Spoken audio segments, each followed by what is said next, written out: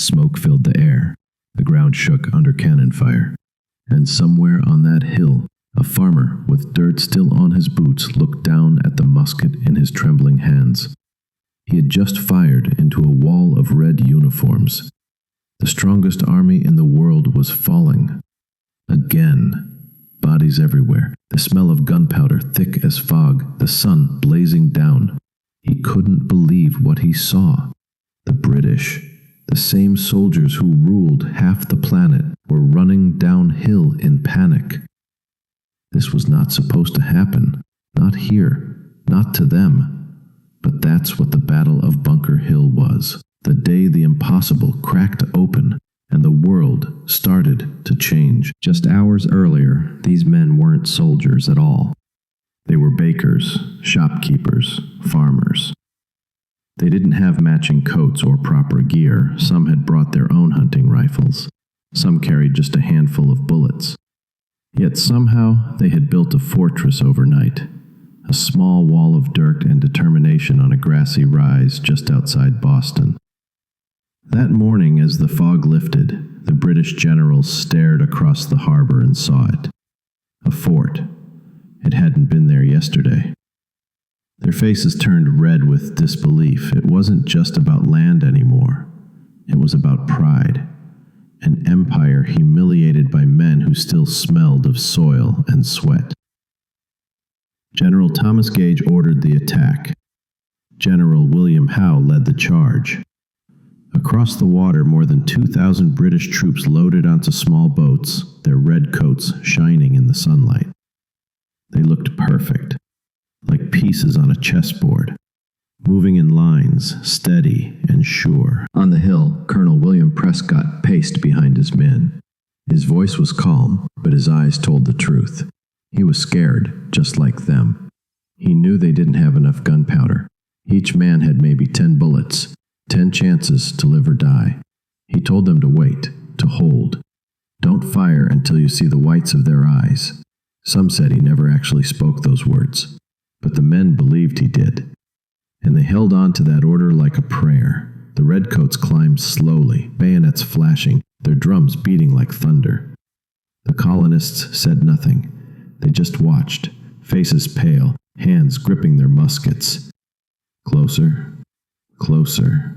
Now, a wall of fire erupted. The sound hit like lightning cracking the sky. British soldiers fell by the dozens. The front lines broke. It was chaos. Smoke, screams, bodies tumbling down the hill. No one could believe it. The British, the empire itself, had just been pushed back by farmers. But that was only the beginning. General Howe regrouped. He shouted for another attack. His men marched again, stepping over their fallen comrades, faces streaked with sweat and ash.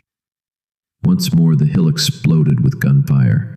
Once more the red line shattered.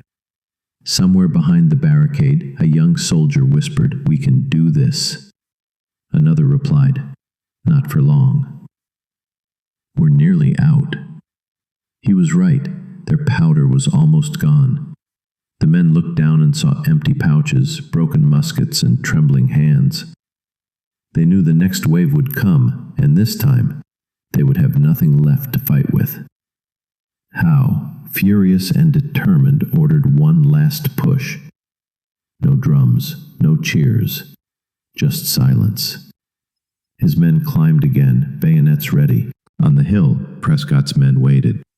Some held stones. Others fixed their bayonets for hand-to-hand combat. They were exhausted, thirsty, bleeding. When the British reached the top, the last bullets flew. Then came the clash, metal on metal, shouts, smoke, and chaos so thick you couldn't tell friend from foe. Major John Pitcairn, the British officer who'd led the attack at Lexington, fell dead on the slope. One by one, the colonists began to retreat, not running, but stepping back slowly, carrying the wounded, still firing when they could. By sunset, the British had taken the hill, but victory came with a cost so heavy it almost didn't feel like one. Half of their soldiers were dead or wounded. The colonists had lost fewer than half that. General Howe looked across the smoking hill, his uniform stained with dirt. had won the ground, but not the war.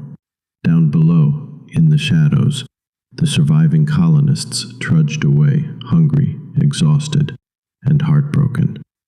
Yet strangely proud. They had faced the empire, and they hadn't crumbled. When word spread across the colonies, people didn't mourn, they celebrated. The British had won a hill, yes, but the Americans had gained something far more powerful. Belief. Belief that courage could beat power, that freedom wasn't just a dream whispered in taverns. It was real, and it was worth fighting for.